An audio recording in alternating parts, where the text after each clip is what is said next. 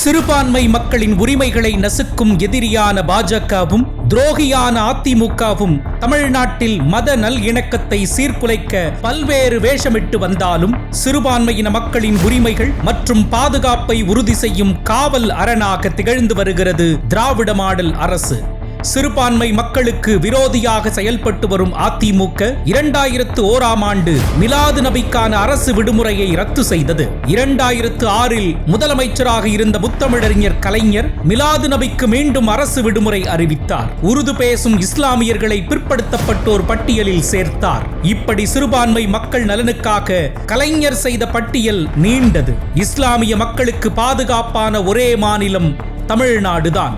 எதிர்க்கட்சியா இருந்தபோதும் சரி, இப்போ ஆட்சியில் இருக்கும் போதும் சரி, இஸ்லாமுடைய உரிமைகளுக்காக முதல் ஆளா குரல் கொடுக்கிறது திமுக தான். பாசிச பாஜகவும் அடிமை அதிமுகவும் CAA குடியுரிமை திருத்த சட்டத்தை கொண்டு வந்து இக்கட்டான சூழ்நிலையில் தள்ளிய போது இஸ்லாமிய மக்களின் பக்கம் நின்று போராடியது திமுக. வக்ஃப் வாரியத்தின் அதிகாரங்களை குறைக்கும் வகையில் ஒன்றிய பாஜக அரசு கொண்டு வந்த வக்ஃப் வாரிய சட்ட திருத்த மசோதாவிற்கு எதிராக குரல் எழுப்பிய ஒரே இயக்கம் திமுக. இப்படி சிறுபான்மை மக்களின் உரிமைகளை காத்து அவர்களின் உண்மை தோழனாக செயல்பட்டு வருகிறது திராவிட மாடல் அரசு. சிறுபான்மை மக்களின் பாதுகாப்பு தொடர்ந்து காக்கப்பட வேண்டுமென்றால் ஸ்டாலின் தொடரட்டும், தமிழ்நாடு வெல்லட்டும்.